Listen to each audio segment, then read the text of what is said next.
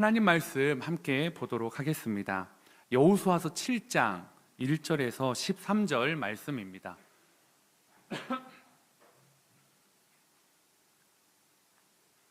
다 같이 자리에서 일어나셔서 저와 여러분이 한 절씩 교독하도록 하겠습니다.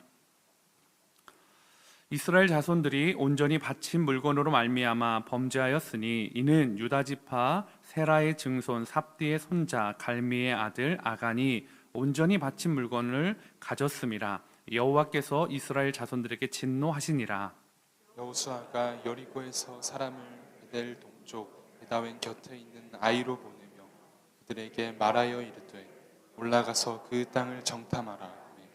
그 사람들이 올라가서 아이를 정탐하고 여호수아에게로 돌아와 그에게 이르되 백성을 다 올라가게 하지 말고 2-3천 명만 올라가서 아이를 치게 하소서. 그들은 소수이니 모든 백성을 그리로 보내어 수고롭게 하지 마소서 하므로 백성 중 3천 명쯤 그리로 올라갔다가 아이 사람 앞에서 도망하니 아이 사람이 그들을 36명쯤 쳐 죽이고 성문 앞에서부터 스바림까지 쫓아가 내려가는 비탈에서 쳤으므로 백성의 마음이 녹아 물같이 된지라.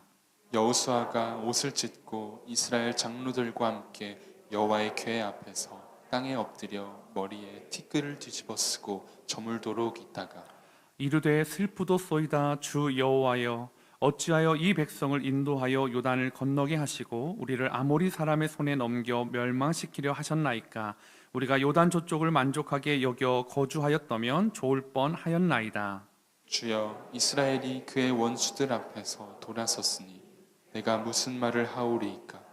가나안 사람과 이 땅의 모든 사람들이 듣고 우리를 둘러싸고 우리 이름을 세상에서 끊으리니 주의 크신 이름을 위하여 어떻게 하시려 하나이까 하니 여호와께서 여호수아에게 이르시되 일어나라. 어찌하여 이렇게 엎드렸느냐. 이스라엘이 범죄하여 내가 그들에게 명령한 나의 언약을 어겼으며 또한 그들이 온전히 바친 물건을 가져가고 도둑질하며 속이고 그것을 그들의 물건들 가운데에 두었느니라. 그러므로 이스라엘 자손들이 그들의 원수 앞에 능히 맞서지 못하고 그 앞에서 돌아섰나니 이는 그들로 온전히 바친 것이 됨이라. 그 온전히 바친 물건을 너희 중에서 멸하지 아니하면 내가 다시는 너희와 함께 있지 아니하리라. 함께 읽겠습니다. 너는 일어나서 백성을 거룩하게 하여 이르기를 너희는 내 일을 위하여 스스로 거룩하게 하라. 이스라엘의 하나님 여호와의 말씀에 이스라엘아 너희 가운데 온전히 바친 물건이 있나니 너희가 그 온전히 바친 물건을 너희 가운데 제하기까지는 내 원수들 앞에 능히 맞서지 못하리라. 아멘. 자리에 앉아주시기 바랍니다. 얼마 전에 그 월드 베이스볼 클래식 WBC 대회가 참가했던 우리나라가 예선 탈락으로 돌아오게 되었습니다. 근데 사실 제가 이제 저는 이 게임을 한 번도 본 적은 없는데요. 이 뉴스를 보다 보니까 이슈가 많이 있었더라고요. 대회에 참석하기 전에 대표팀을 구성할 때부터가 이 구성원에 대한 이슈가 있었습니다. 세대 교체가 잘 되지 않았다. 언제까지 양현종, 김광현 아주 오래된 사람들, 이 사람들이 계속 이 대표팀의 주축이 되어야 되냐? 다른 나라들은 이렇게 많이 바뀌어가고 있는데 언제까지 우리나라는 그때 그 사람들이 주축 멤버로 가야 되냐? 젊은 선수들에게 기회를 주면 좋겠다라는 또 이런 이야기가 설왕설래하기도 하였던 것 같습니다. 또 게임 중에는 게임에 이제 집중하지 못하거나 최선을 다하지 못하거나 이런 태도가 대해서 논란이 되는 시간도 있었다고 합니다. 그리고 첫 게임 이제 호주와의 게임에서 이제 이길 거라고 생각했는데 패배하고 문제는 이제 다음 일본 숙적 일본과의 게임에서 무려 13-4로 그러니까 야구에서 10점 차가 나면 그냥 콜드 게임 그냥 딱 끝나는데 한 점만 더 줬으면 콜드 게임으로 경기를 마칠 뻔하면서 감독 자질에 대한 논란도 많이 대두되었습니다. 그러니까 사람들 안에 이게 충격이었던 것 같아요. 일본하고 했을 때 우리나라의 정서는 어떻게 해야 되죠? 무조건 이겨야 되거든요. 그 실력과 상관없는 거예요. 정신력, 투지 그랬는데 무려 13-4 한 점만 더 줬으면 콜드 게임으로 그 국제 대회에서 망신을 당할 뻔한 일을 하면서 참 많은 사람들이 막 안 좋은 말을 쏟아내었습니다. 그리고 사실 저도 그 결과만 보고 좀 속상하고 실망했었는데요. 제가 이 결과에 대해서 여러분 같이 속상해 주세요라기보다는 제가 이 뉴스를 보면서 굉장히 놀라운 사실을 하나 발견했는데, 아, 사람의 기억이 정확하지 않구나라는 생각을 하게 되었습니다. 왜 제가 이 대회 이 결과에 대해서 이렇게 충격이었을까? 물론 콜드 게임 직전까지 갔다는 것은 사실 뭐 변명의 여지 없이 좀 충격적이긴 한데요. 저는 우리나라가 야구를 굉장히 잘한다고 생각했던 거예요. 왜냐하면 우리나라가 왜 잘한다고 생각했을까? 왜 착각하고 있었을까라고 보니까 그 뉴스를 보는데 이게 이번에만 예선 탈락한 게 아니더라고요. 직전 대회, 그 전전 대회 3개 대회 연속 1회전 예선 탈락이었어요. 그러니까 사실 우리나라의 최근의 실력은 뭐예요? 예선 탈락을 받아들이는 게 정상이었어요. 근데 제 머릿속에는 우리나라는 야구를 잘해. 제 이 머릿속에는 2013년, 2017년, 2023년 월드 베이스볼 이 WBC 이게 머리가 담겨져 있는 거 아니라 언제가 담겨져 있을까? 왜 나는 그렇게 생각했을까 보니까 2008년 베이징 올림픽 무패 금메달, 여러분 기억하십니까? 네. 막 마운드에 올라가서 막 태극기를 꽂고 뭐 그랬던 장면 뭐 기억하실 겁니다. 또 2009년 WBC 준우승. 사실은 일본보다, 제 기억으로는 정확한지 모르겠는데 일본을 예선전에서 많이 이겼는데 그 일본에 막 그때 온 나라가 일본이 대회 꼼수를 해가지고 결승전에 올라와서 우리가 일본보다 승수는 더 많은데 결승전에서 져서 우리가 준우승, 일본이 우승. 그러니까 제 안에는 어떤 생각이 있었냐면 한국은 야구를 잘한다. 일본도 능히 잡을 수 있는데 대회에 여러 가지 이런 변수들 때문에 우리가 어려움이 있었다라는 것들이 제 안에 가득 있었다 보니까 이게 너무너무 충격이었습니다. 그런데 이 사실을 알고는 이게 더 충격인 거예요. 아, 내 기억이 잘못될 수 있구나. 여러분은 어떠십니까? 여러분은 어떠세요? 여러분의 기억을 확신하십니까? 저는 예전에는 제 기억을 확신했습니다. 난 좀 똑똑한 사람이야. 나는 내가 봤던 거, 내가 기억하는 게 정확해. 그런데 시간이 갈수록 어떻게 될까요? 제 기억이 오류가 많다라는 것을 요즘 절감하고 있습니다. 여러분은 어떠세요? 그리고 오늘 저는 저만 그런 것이 아니라 오늘 이 성경에 나와 있는 이스라엘 사람들도 그러한 실수를 하고 있는 것 같습니다. 왜? 이스라엘 사람들도 승리의 달콤함에 빠져 있습니다. 제가 한국 야구 2008년, 2009년에 빠져 있었던 것처럼 어디에 빠져 있을까요? 여리고성의 승리에 빠져 있습니다. 그 승리가 너무나 달콤하지 않았습니까? 왜 안 그렇겠습니까? 그들은 기적을 경험했습니다. 그들의 함성으로 땅이 흔들리고 여리고 성벽이 무너지면서 그것을 바로 코앞에서, 아니 눈앞에서 그들은 보았습니다. 그리고 가나안에 들어간 첫 성 여리고성을 정복하게 되었습니다. 그러니까 그들은 확신을 얻었을 거예요. 아, 이렇게만 하면 돼. 하나님이 우리와 함께 계셔. 그들은 자신감을 얻고 가나안 땅의 사람들은 마음이 녹아지게 되었습니다. 그런데 이 달콤한 승리의 기억이 문제가 되었습니다. 무엇일까요? 이 승리의 기억이 이렇게만 하면 승리할 수 있다라는 루틴을 만들어냈어요. 마치 제가 우리나라는 야구를 잘해 라는 생각의 루틴을 가지고 있었던 것처럼 말입니다. 그래서 이 루틴대로 여리고성에서 했던 것처럼 아이성, 다음 성인 아이성을 두고 어떻게 합니까? 정탐꾼을 보냅니다. 승리의 공식을 따라가죠. 여리고성 정탐꾼을 보낸다. 아이성 정탐꾼을 보낸다. 그리고 그들의 반응 역시도 긍정적입니다. 여호수아서 7장 3절 함께 읽도록 하겠습니다. 시작.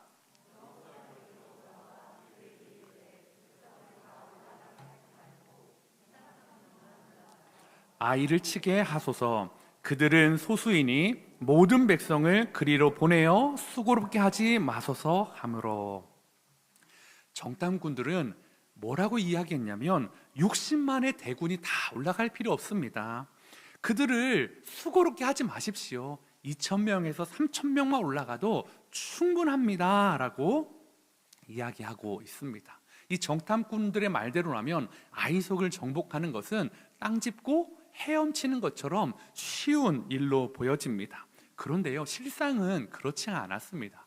아이성이, 우리 예전에 주일학교 때 아이성이잖아요. 조그만 성이에요. 아이 같은 성이에요 하는데 그렇지 않습니다. 아이성이요, 천혜의 요새였습니다. 아이성은 해발 800m에 있는 그런 성이었습니다. 그렇기 때문에 그 성을 올라가는 길도 좁고 협소했기 때문에 얼마나 위험한 요소들이 많은 성이었음에도 불구하고 그들은, 정탐꾼들은 2,3천 명이면 된다라고 말한 이유가 무엇일까요? 여리고성 때문이었습니다. 그렇게 튼튼한 성, 거대한 성도 이렇게 우리가 무찔러서 그거에 비하면 작은 성, 그거에 비하면 쉬운 성 아이성쯤은 괜찮을 거야. 그런데 실상은 객관적으로는 아이성도 작지 않은 성이었다라는 것입니다. 그 성은 요새였습니다.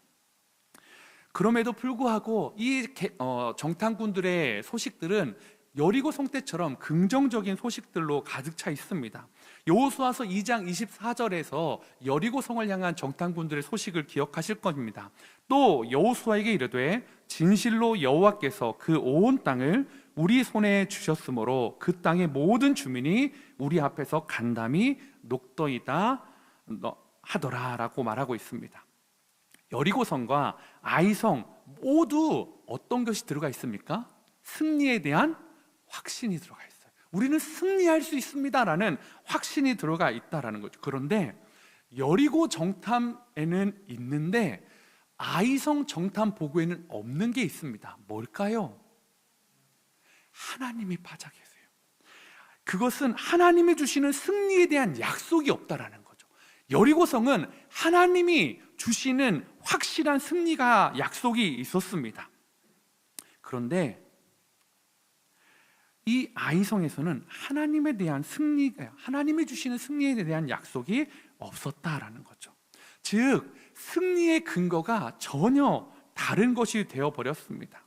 그들에게 아이성의 승리의 근거는 뭘까요? 이들이 소수이니, 우리가 많으니, 세력의 싸움이었다면 여리고는 그렇지 않았거든요. 여리고는 그들이 훨씬 더 크고 강대한 모습이었습니다. 성벽이 위대해 보였습니다. 넘을 수 없을 것 같았습니다. 그런데 하나님께서 주셨다라는 그 확신, 하나님이 우리에게 승리를 주셨다는 그 확신이 있었는데 지금 아이성에서는 하나님을 붙잡는 것이 아니라 숫자를 붙잡고 있다라는 것입니다.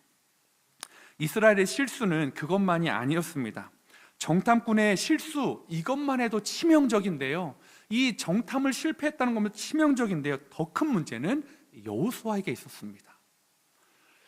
여리고성 때는 여호수아가 어떻게 했죠? 하나님과 대화했습니다. 하나님께 물었습니다. 하나님께 들었습니다. 그런데 아이성 때는 어떤 문제입니까? 무슨 이유인지 모르는데 여호수아가 하나님께 묻고 있지 않다라는 것입니다.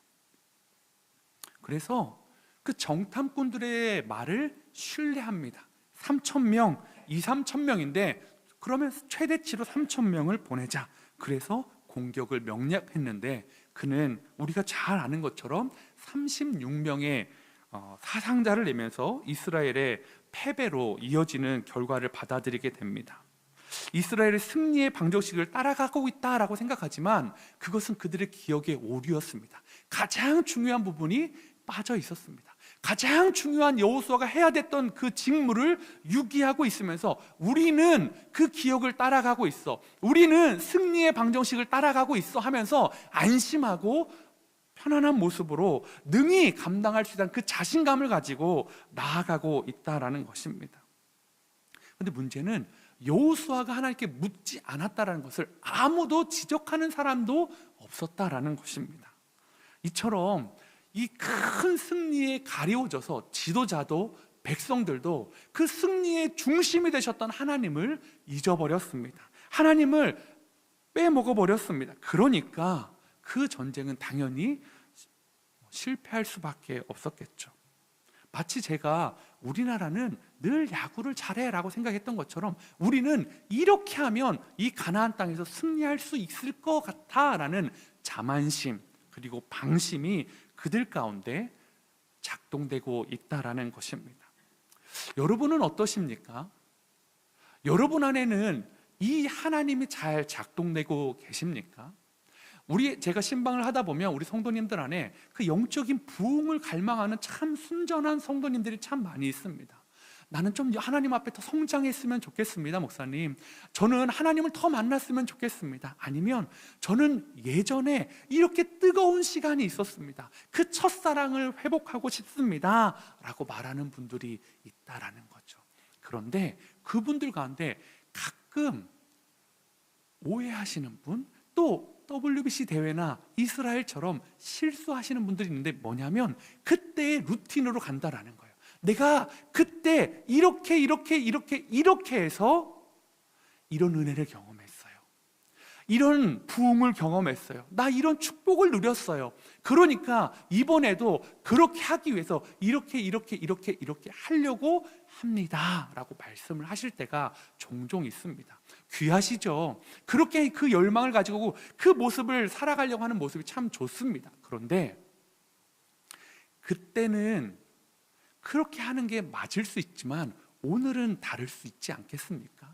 오늘은 그때의 어떤 루틴이 중요한 것이 아니라 그때의 하나님이 주셨던 은혜를 붙잡아야 된다면 오늘도 역시 하나님의 은혜를, 하나님의 동행하심을, 하나님과 함께 나아가는 것을 우리가 붙잡아야 된다라고 오늘 성경은 우리에게 이스라엘의 백성의 이 아이성 전투를 통해서 말씀해 주고 있다라는 것입니다. 사랑하는 성도 여러분, 여러분은 하나님의 부흥을 경험하고 싶으십니까?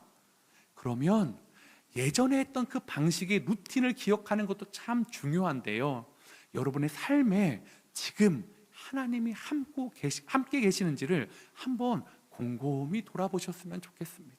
하나님이 함께 계시기를 초청해 드리는 여러분 되시기를 소망해 봅니다. 오늘 이스라엘은 이 문제가 드러나 버렸습니다. 하나님이 부재하시는데, 하나님이 말씀하지 않으시는데 말씀하시는 것처럼 착각하는 것, 하나님이 함께 하시는 것처럼 착각하는 그 모습에 빠져 있다라는 거죠. 오늘 이 이스라엘과 여호수아의 이런 모습을 통해서 우리가 이럴 때 어떻게 해야 될까를 한번 좀 살펴보고자 합니다. 첫 번째, 문제가 드러날 때 우리는 기도를 멈춰야 할 때가 있다라는 것입니다. 목사님 이상한데요? 제가 이게 지금 적고 있는데 잘 적고 있는 맞나요? 문제가 드러나면 우리는 기도를 멈춰야 된다고요? 맞습니다. 하나님은 기도를 그만둬라라고 오늘 성경에 분명히 말씀하고 있기 때문입니다. 여호수아 7장 10절인데요. 한번 같이 읽도록 하겠습니다. 시작.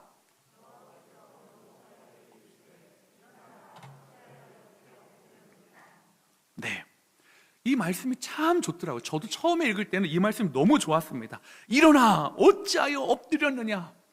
엎드려 있는 백성들에서 일어나라, 내가 함께 있어 주겠다, 막 이런 말씀 좀 들리니까 일어나라 막 하면서 막 빛을 봐라 뭐 이런 거 찬양하고 싶고 막 이런 찬양인데 그렇지가 않더라고요. 배경이 그게 아닙니다. 하나님께서 여호수아에게 일어나라라고 말씀하신 것은 여기 보니까 절망한 여호수아에게 너 일어나라라고 하는 말일 수도 있지만, 여호수아가 여호와의 언약궤 앞에서 엎드려서 지금 뭘 하고 있는지를 보면 더 분명히 알 수 있을 것 같습니다. 여호수아는 하나님의 언약궤 앞에서 자신의 옷을 찢고 장로들과 함께 뭘 하고 있었을까요? 죄를 뒤집어 쓰고 기도하고 있었습니다. 하나님, 우리가 왜 이렇게 된 것입니까? 그런데 그렇게 엎드려 낯을 땅바닥으로 향하고 기도하고 저녁이 되도록, 날이 저물도록 기도하는 여호수아에게 하나님 뭐라고 말한다고요? 일어나라. 뭔 말입니까? 기도 그만하고 일어나라. 너 기도 그만하고 일어나라 라고 지금 하나님이 분명히 말씀하고 있다라는 것입니다. 여러분, 기도 좋은 것 아닙니까? 기도 하나님과 소통하고 대화하는 것 아닙니까? 그런데 하나님이 지금 기도를 멈추래요. 왜 그럴까요? 왜 멈춰야 할까요? 저는 이 목을 보면서 이 여호수아가 자신의 옷을 찢고 온몸에 죄를 뒤집어 쓰고 장로들과 함께 비참함, 애통하는 마음, 슬픔을 이 통곡하는 이 마음 가운데 이 여호수아의 참 진실한 모습 보여지기도 하지만, 사실은 그의 기도 내용을 보면 그곳에 하나님이 싫어하시는 모습이 있었기 때문입니다. 여호수아서 7장 7절에 보니까 이르되 슬프도소이다 주 여호와여 어찌하여 이 백성을 인도하여 요단을 건너게 하시고 우리를 아모리 사람의 손에 넘겨 멸망시키려 하신나이까. 우리가 요단 저쪽을 만족하게 여겨 거주하였다면 좋을 뻔하였나이다. 여호수아가 뭐라고 하는 기도의 내용이 무엇입니까? 하나님이 때문에 우리 망했어요 라는 거예요. 하나님 때문에 망했어요 라고 말하고 있다라는 거죠. 왜 우리를 여기까지 인도하여 주셨어요? 왜 하나님 우리를 아모리 사람에게 넘겨주셨어요? 우리가 저 요단 저쪽 편에 머물렀으면 좋았겠습니다 라고 이야기하고 있다는 거죠. 자, 여호수아의 기도에 사실적인 부분이 있습니까? 하나라도 맞는 게 있습니까? 없습니다. 하나님이 절대로 이스라엘을 망하게 하시지 않습니다. 아모리 사람의 손에 넘겨준 것도 아닙니다. 요단 저편에 사는 게 여호수아와 이스라엘에게 가장 좋은 것이 아니었습니다. 여호수아가 착각하는 거죠. 그렇게 하는 게 맞았을 텐데 하나님께 책임이 있다고요. 우리는 잘하고 있는데 하나님 때문이라고요. 아니었습니다. 여호수아가 모르고 있었던 것이 있죠.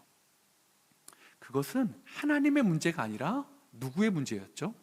이스라엘의 문제였습니다. 그리고 이러한 기도는 출애굽 1세대들이 그 40년의 광야 내내 했던 기도의 모습들이었습니다. 그들이 식량과 물이 없었을 때 이렇게 기도했습니다. 우리 돌아갈래요. 우리를 여기서 장사지가 없어서 애굽에 이집트에 장사할 곳이 없어서 우리를 이곳에 불러내신 겁니까? 나 돌아갈래요. 가데스 바네아에서 10명의 정탐꾼의 보고를 들었을 때 우리를 여기서 죽게 하려고 하신 겁니까? 우리 돌아가겠습니다. 그들이 그렇게 말했었습니다. 그들의 출애굽 1세대들이 했던 그 이야기를 지금 여호수아가 그대로 하고 있다는 거죠. 우리를 죽이려고 여기에 인도하신 것입니까?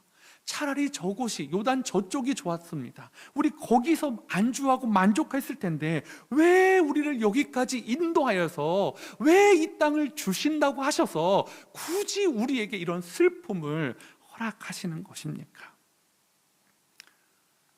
그들은 다시 애굽의 수치의 자리로 들어가려고 합니다. 여러분, 길갈이라고 하나님이 그 땅을 이름 지어주셨던 기억하시죠? 무엇의 뜻이 있었습니까? 애굽의 수치가 떠나갔다, 애굽의 수치가 굴러갔다라고 말씀해 주셨는데 그 멀리 떠나가 버렸던, 멀리 버려버렸던 수치를 다시 여호수아가 주섬주섬 가져옵니다. 나 돌아갈래요. 나 다시 그 자리를 설래요. 여기는 무서워요. 여기는 안 될 것 같아요. 하나님이 날 버리셨죠? 아니었습니다. 여호수아가 주섬주섬 가지고 왔지만 하나님은 그러지 않으셨다라는 거죠. 그런 기도를 하나님이 멈추시는 것 당연한 것 아니겠습니까? 그런 기도를 하루 저녁까지 하는 걸 넘어서 다음날 3일, 4일 한다고 여러분 무슨 유익이 있겠습니까? 하나님이 그러니까 일어나라, 다른 말로 너 기도 그만하고 일어나서 나 좀 봐라. 네 시선으로 땅에만 꽂아두고 그렇게 있지 말고 좀 나를 봐라 라고 하나님이 말씀하고 계신다라는 것입니다. 문제는 너희 안에 있다. 내가 이제 말해주겠다라고 하나님이 말씀하여 주고 계십니다. 근데 여러분, 저는 이 사건을 보면서 여호수아가 기도한 거 참 좋은 일 아닙니까? 그런데 만약에 아이성 올라가기 전에 기도했으면 어땠을까라는 생각을 또 해보게 되었습니다. 여호수아가 아이성으로 올라가기 전에 기도했어요. 하나님께 물었어요. 그러면 하나님은 어떻게 하셨을까요? 너희 중에 죄악이 물든 사람이 있다. 너희 중에 내 명령을 거역한 사람이 있다. 그 사람을 색출해라. 그 사람을 제거해라. 그 사람을 바쳐라 라고 말씀하지 않으셨을까요? 이 기도는 중요한데요, 타이밍도 중요하고요, 내용도 중요한 것 같습니다. 그런데 오늘 여호수아는 타이밍도 놓쳤고 내용도 놓치고 있는 모습을 보여주고 있습니다. 제가 말씀드린 거, 기도를 멈춰야 될 때가 있습니다 라는 것은 기도가 안 좋기 때문에 기도를 하지 말아야 될 때가 있어서가 아니다라는 거죠. 뭘까요? 하나님의 타이밍에, 하나님이 원하신 때, 아니 문제가 터진 다음에 기도하지 말고 그 전에 미리 기도하면 얼마나 좋았을까요? 정탐꾼을 보내는 것, 계획하고 점검하고 살펴보는 것이 삶의 루틴이 아니라, 여기서는 정탐꾼 보내면 돼, 여기서는 정탐을 듣고 몇천 명 보내면 돼, 이게 우리의 승리 방정식이야 라는, 그것이 루틴이 아니라 매사에 매 순간순간마다 하나님께 기도로 나아가는 것이 여호수아의 삶의 루틴이었다면 하나님이 그들에게 이러한 슬픔을 결코 주시지 않았을 것입니다. 여러분의 삶의 루틴은 무엇입니까? 어려움 당하면 더 간절히 기도하는 것, 여러분 귀하십니다. 그렇게 기도하는 것도 하나님이 참 귀하다고 하십니다. 그런데 우리가 정말 가져야 될 삶의 루틴은 뭘까요? 매 순간순간마다 하나님께 기도하는 것입니다. 매 순간순간마다 하나님 앞에 아뢰는 것입니다. 그렇게 할 때 하나님이 우리를 지키시고 보호하여 주시고 붙잡아 주심을 잘 알 수 있기 때문입니다. 하나 더 생각할 것, 여호수아의 기도처럼 그들이 망하게 되었습니까? 제가 절대 아니다라고 말씀드렸죠. 그 근거를 말씀드리겠습니다. 그 아이성의 전투로 몇 명이 죽었다고요? 36명이 죽었습니다. 3,000명이 올라갔는데 36명. 물론 여리고성 때는 몇 명 죽었죠? 한 명도 안 죽었습니다. 그거에 비하면 꽤 많은 사상자지만 여러분, 일반적인 전투로 봤을 때 36명은 어떤 숫자일까요? 전쟁 중에 능히 일어날 수 있는 숫자라는 거죠. 그러면 하나님이 버리셨다면 여기에서 그쳤을까요? 아닐 겁니다. 하나님이 이스라엘을 방치하시고 버려두셨다면 아이성 전투에서 그 언덕 비탈길에서 막 도망치는 3,000명이 얽히고 설키면서 넘어지기도 하고 넘어진 사람을 쫓아와서 뒤에서 찔러 죽이는 일들이 훨씬 더 많았을 것입니다. 그런데 36명만 죽었던 이유는 뭘까요? 하나님이 그 죄악 중에서라도 그들을 지키시고 보호하셨다는 그 메시지가 아닐까요? 여호수아는 이렇게 생각합니다. 우리가 36명이나 죽었습니다. 이전에는 이것보다 더 큰 성, 더 어마어마한 성을 정복했던 우리가 이 작은 성 앞에서 넘어져서 36명이 죽은 것, 하나님이 우리를 버리신 겁니다. 아니요, 하나님이 지켜주신 거죠. 죄악 가운데 있음에도 불구하고, 하나님께 불순종했음에도 불구하고 하나님이 지켜주셨다라는 것입니다. 사랑하는 성도 여러분, 혹시 여러분은 어떻게 기도하고 계십니까? 매사에 앞에 기도하면 좋은데 혹시 이 문제가 터지고 삶의 어려움이 있을 때 기도하시는데 그때마다 혹시 하나님이 나를 지키시지 않는다고, 하나님이 날 사랑하지 않는다고 혹시 따지시는 분은 없으십니까? 따지셔도 됩니다. 그런데요, 하나님, 우리 이 믿음은 좀 가졌으면 좋겠습니다. 하나님이 절대 우리를 망하게 두시지 않는다라는 것, 여러분 망하게 하려고 여기까지 인도하지 않으셨다라는 것, 예전으로 돌아가게 하려고, 예전에 죄인된 모습으로 돌아가게 하는 것들을 흔쾌히 허용하려고 여러분을 방치하지 않으신다라는 것입니다. 여러분, 우리가 이 기도를 뒤늦게 수습용으로 쓰는 것이 아니라 조기 경보기로 사용했으면 좋겠습니다. 내 삶에 다가오는 위협과 내 삶에 준비되지 않은 부분들을 기도하고 알려주시는 하나님의 조기 경보기 말입니다. 그래서 미리 내 삶에 오는 위험의 신호들을 발견하고 그것들을 감지하고 살아가는 그런 은혜가 오늘 저와 여러분 가운데 있기를 소망해 봅니다. 문제가 드러날 때 우리는 어떻게 해야 될까요? 두 번째, 장점을 버려야 할 때도 있다라는 것입니다. 오늘 제목이 다 이상하지 않습니까? 기도하지 말아라, 장점을 버려라. 그런데 그렇게 되더라고요. 오늘 말씀해 보니까 오늘 이 문제의 원흉은 누굽니까? 아간이었습니다. 아간이라는 사람이었습니다. 근데 그 사람을 설명할 때 오늘 본문에 보니까 유다 지파, 그리고 세라의 증손, 삽디의 손자, 갈미의 아들 아간이다라고 이야기하고 있습니다. 여러분, 유다 지파는 어떤 지파죠? 모르셔도 저는 여러분을 절대 미워하지 않습니다. 여러분의 담임 목사니까요. 유다 지파는 이스라엘의 12지파 중에 가장 강대한 지파 중에 하나입니다. 강력한 힘을 가진 그런 지파입니다. 민수기 26장에 보면 전쟁에 나갈 수 있는 20세 이상의 장정들을 계수하는 민수기, 백성들을 세는 것 중에 26장에 이런 이야기가 나오는데, 그 중에 12지파 중에서 가장 많은 장정을 보유한 지파가 유다 지파였습니다. 무려 그 수가 76,500명. 그럼 그 다음에 두 번째로 많은 지파가 단 지파였는데요, 그는 20세 이상의 장정들이 64,400명이었습니다. 그러니까 1위 유다 지파와 2위 지파와의 장정, 싸울 수 있는 사람의 차이가 10,000명이 넘었다라는 거죠. 즉 군사력이, 인구수가 어마어마하게 차이가 나는 압도적인 1위가 유다였습니다. 그리고 유다는 이 실질적인 힘도 강력했지만 명분도 가지고 있는 지파였습니다. 창세기 49장 10절을 한번 읽어주시겠습니다. 시작.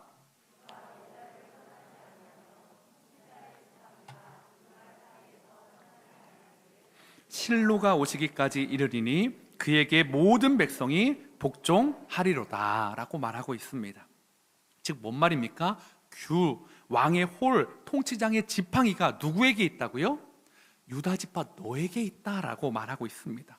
그래서 모든 백성이 복종할 것이다 라고 말하고 있다라는 거죠. 그리고 이 유다 지파에서 다윗이 나오고, 이 유다 지파에서 우리가 아는 것처럼 메시아이신 예수 그리스도가 나오는 유력한 가문이었다라는 거죠. 즉 아간은 이 지파의, 이 강대한 지파의 일원이었고, 신앙의 족보를 4대를 읊어주는 것은 그만큼 유력한 집안이었다라는 것을 이야기하고 있다라는 거죠. 이 강대한 지파에 있던 사람이 뭘 훔칩니까? 시날산 외투 한 벌, 그죠? 이거 비싼 겁니다, 여러분. 이거 그냥 값싼 거 아니고, 시날이란 바벨론에 있는 그 지역을 말하면서 그 바벨론 지역에 있는 외투, 그러니까 오늘로 말하면 명품 코트? 제일 이렇게 명품 코트가 제일 비싼 게 한 얼마 정도 하나요? 모른 척 하시는 여러분 사랑합니다. 얼마인지는 모르겠지만 뭐 몇 천만 원 하지 않을까요? 제가 잘 가격은 모르지만, 그런데 그 시날산 코트가 여리고성에 막 널려 있었을까요? 아닐 거예요. 분명히 왕궁 중에 소수 몇 장만, 아니면 어쩌면 한 벌만, 왕이 입는 것만, 어쩌면 그런 시날산 외투였을 것입니다. 그러면 이것을 아간이 차지했다는 건 뭘까요? 성벽이 무너졌을 때 그가 제일 먼저 성벽을 넘고 왕궁에 들어가서 그것들을 진멸하는 용사였다라는 것을 말해주지 않을까요?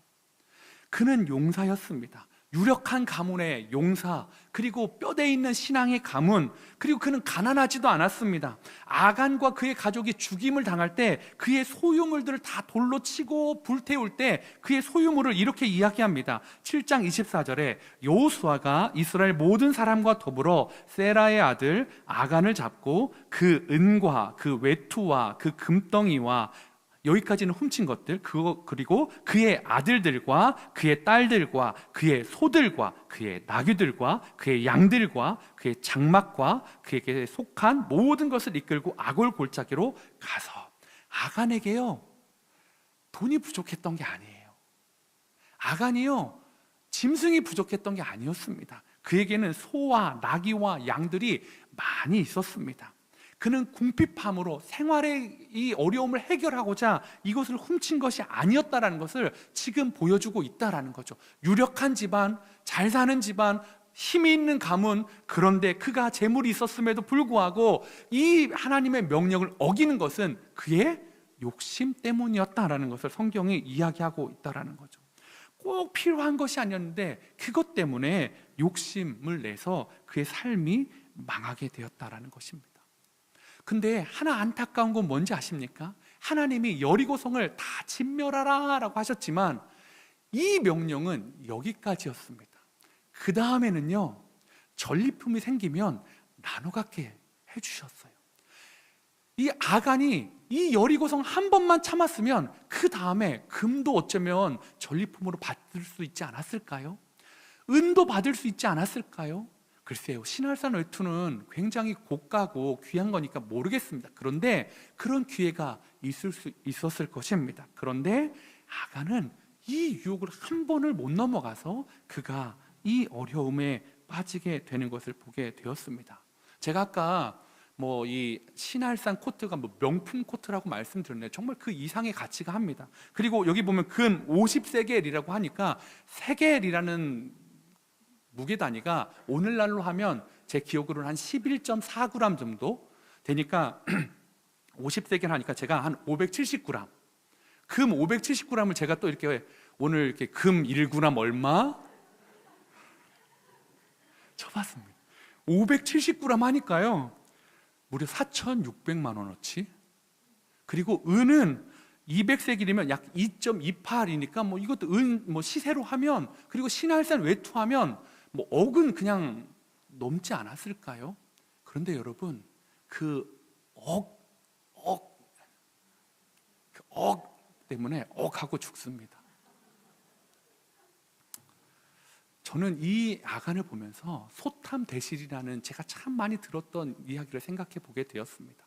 분명히 하나님이 이것만 넘어가면 영원히 갖지 못하게 하시는 거 아닌데, 하나님이 영원히 막아놓으신 거 아닌데, 그리고 가지고 있는 게 전혀 적지 않은데, 그의 가문에게 주신 영광의 멸관이 결코 적지 않은데, 지금 눈앞에 있는 그 신할산 외투 때문에, 여러분 그 신할산 외투는 40년 입으면 어떻게 될까요? 달아 없어지지 않을까요? 그런데 하나님은 그들이 그 아간이 뭘 입었는지 모르지만 거적대기는 아닐 거 아니에요. 그 옷이 40년 동안 닳지 않도록 해주셨던 그 하나님의 은혜보다 신할산 외투 40년이면 아무리 명품이어도 빛을 발하고 헤어질 수밖에 없는 그 옷 때문에 하나님을 버린다라는 것이 얼마나 무묘합니까? 다음 전투에 가면 양도 얻을 수 있고 소도 얻을 수 있고 금도 얻을 수 있고 은도 얻을 수 있는데, 그것을 보지 못하고 거기에 빠져서 그것을 가져와서 자기와 자기 가족들과 자기 장막에 있는 모든 것과 심지어는 36명과 더 나아가 이스라엘을 하나님 앞에 죄짓게 만들었다라는 것입니다. 사랑하는 성도 여러분, 여러분은 어떠십니까? 저는 요즘 개척하고 이 소탐대실이라는 이 말을 가슴속에 새기려고 합니다. 왜요? 제 기억에서 자꾸 사라지려고 하니까요. 제 기억에서 저의 목회 스승이신 이찬숙 주셨던 말씀들이 계속 사라져 가니까요. 그래서 제가 지난주에 분당 우리 교회를 이제 29명 잠깐 모여라 오랜만에 이제 해가지고 또 갔습니다. 그때 제가 아시는 분한테 하나 부탁을 했습니다. 가기 전에 교회 간사님인데, 간사님 혹시 액자 하나 지금 요새 파는 거 있어요? 무슨 액자예요, 목사님? 나는 날마다 죽노라 액자예요. 요새 서점 문 닫아서 안 팔아요. 이제 없어요. 그러시더라고요. 저도 있었거든요. 근데 이사하고 이러면서 좀 망가지고 해서 버렸던 것 같습니다. 그래서 그래요? 알겠어요. 제 목소리 얼마나 낙담했는지 이 간사님이, 목사님 몇 개 필요한데요? 1개예요. 그리고 이제 목요일 날 이제 갔죠. 근데 이 간사님이 제 점심 때쯤 갔는데, 간사님이 이제 식사하고 차 마시러 나면서 저를 보더니 정말 목사님 그래가지고 예. 저도 반갑게 네 간사님 반갑습니다. 목사님 제가 구했습니다. 제가 액자를 무려 2개나, 새 거는 아니에요. 누구한테 뺏어왔는지도 모르겠어요. 남이 쓰던 거 어떻게 해가지고 2개를 저한테 주셔서 제가 그거를 제 목양실 방에다 이렇게 잘 보이는 곳에 뒀습니다. 나는 날마다 죽지 않으면 하나님의 말씀은 생각 안 나고요. 뭐가 생각날까요? 내가 갖고 싶은 거, 내가 누리고 싶은 거, 담임 목사로 내가 할 수 있는 것들. 다른 교회 담임 목사는 어디까지 하나? 여러분, 다른 교회 담임 목사는 어디까지 죽어 지나가 보이지 않고요, 다른 교회 담임 목사는 어디까지 하나? 이게 보여지는 순간, 소탐 대신하는 순간, 여러분 저는 아간이 될 수밖에 없다라는 거죠. 저만 그럴까요? 여러분도 아간이 될 수 있습니다. 하나님이 주신 은혜를 감사하지 않고, 하나님이 앞으로 주실 은혜를 기대하지 않고, 하나님이 약속의 땅 가나안 땅을 주실 앞으로의 그 무궁무진한 그 은혜를 작은 것으로 여기고 신할산 외투 40년이면 달아버릴 그 외투를 귀하게 여기고 그것을 취했을 때 아가는 죽게 되었다라고 오늘 성경은 말하고 있습니다. 사랑하는 성도 여러분, 오늘 말도 안 되는 요청을 여러분에게 합니다. 뭐라고요? 문제가 드러날 때 기도를 멈추시라고요. 문제가 드러날 때 여러분의 장점, 지파, 가문, 돈, 가축 다 소용없다고요. 오늘 말씀드린 건 뭘까요?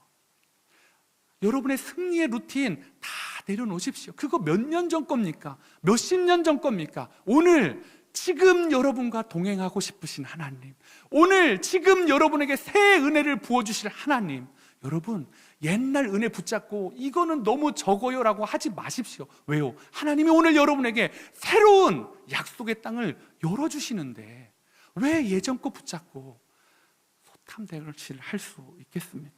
오늘 저와 여러분이 하나님을 붙잡고 하나님이 여전히 나를 사랑하시는구나, 하나님이 사랑하시는데 내 기도가 혹시 문제가 있는 건 아닐까, 내 삶의 루틴에 하나님이 조금 빠져 계신 건 아닐까, 기도를 멈추고 장점을 버려야 해도 하나님의 선하심을 믿기에 하나님을 붙잡고 나아가는 저와 여러분 되시기를 축복합니다. 오늘 이 시간 이 말씀 기억하시면서 우리 찬양하길 원합니다.